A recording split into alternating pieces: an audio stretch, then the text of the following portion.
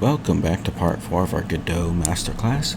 We have organized our projects, built our architecture, and now it's time for the fun part, writing code.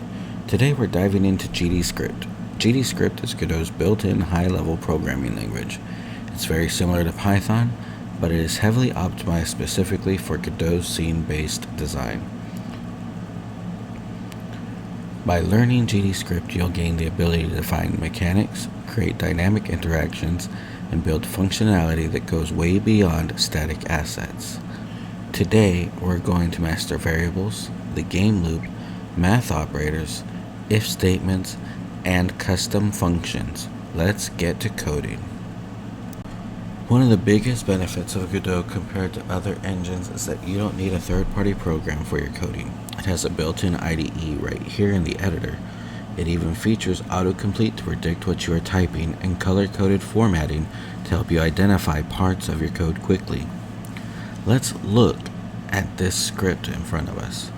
At the very top, we see extends node 2D.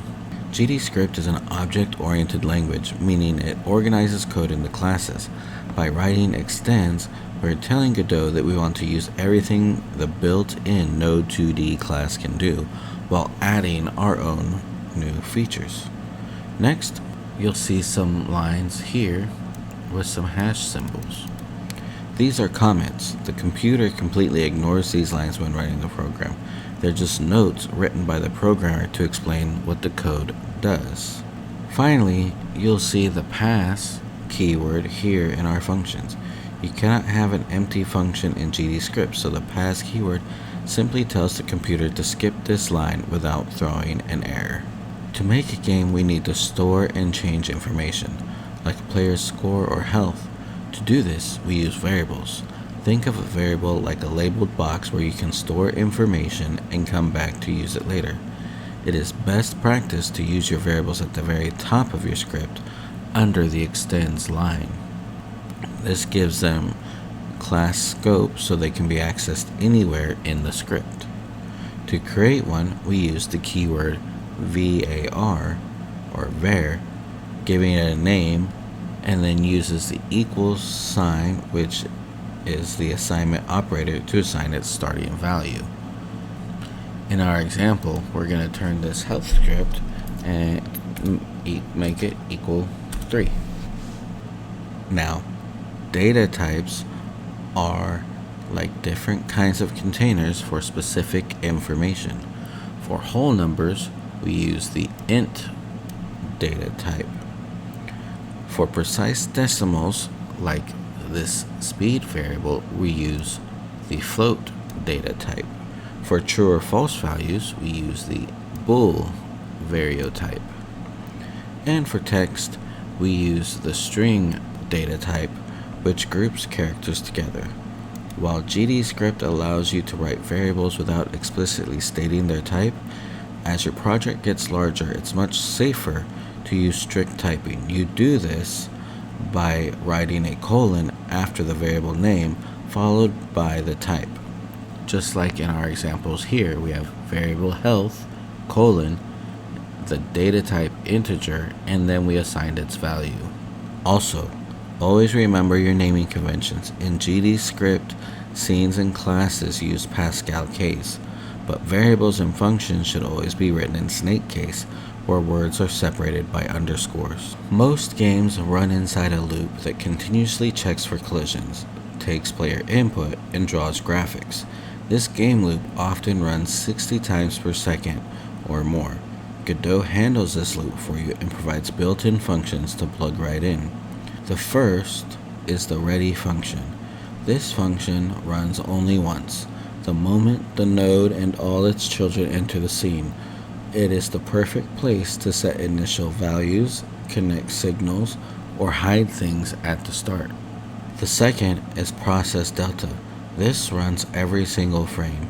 It is used for constant actions like checking player input, running non-physics updates, or changing UI. It passes in a parameter called delta, which is the amount of time in seconds since the last frame. By multiplying your movement by delta, your game will stay smooth even if the player's computer drops frames. The third is physics process delta. Unlike standard process, this runs at a fixed, reliable rate, defaulting to 260 times per second. You should use this function exclusively for physics calculations, gravity, and movement using the move and slide function. To actually manipulate our variables inside these loops, we use operators. We have standard math operators for addition, subtraction, multiplication, and division. We can also use shortcut operators. Instead of typing health equals health plus 7, we can simply just type health plus equals 7 to keep our code clean and efficient.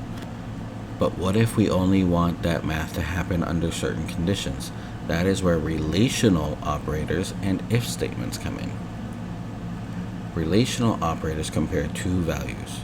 We can check if values are equal using two equal signs, greater than, less than, or not equal using an exclamation mark and an equal sign.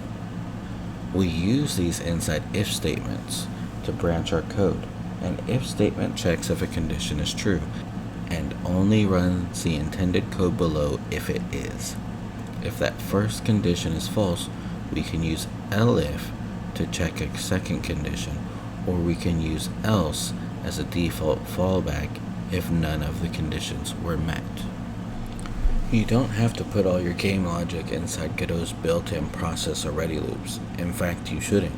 To keep our code organized, we write custom functions. A custom function is like a mini program inside your code that only runs when you call its name. To create one, we use the keyword func, give it a name, and add round brackets and a colon at the end.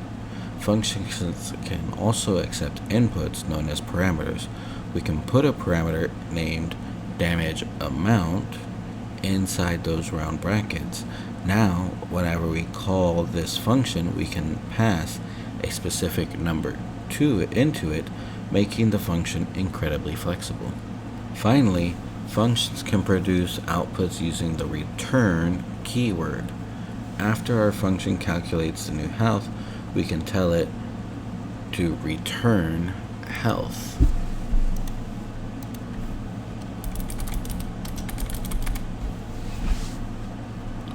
This sends the value back to the exact place in the code where the function was called, allowing us to store that new result and use it across our game. And there you have it. Now you understand how to declare strongly typed variables, how to plug your logic into Godot's game loop, and how to branch your code using custom functions and if statements. And there you have it.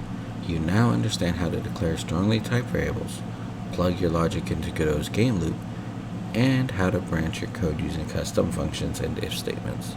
If this dive into GDScript helped you out, be sure to hit that like button and subscribe. In the next video, we're leveling up our programming skills by exploring clean code, including GDScript patterns, advanced static typing, and how to debug your projects like a pro. Keep learning, keep building. I'll see you in the next video.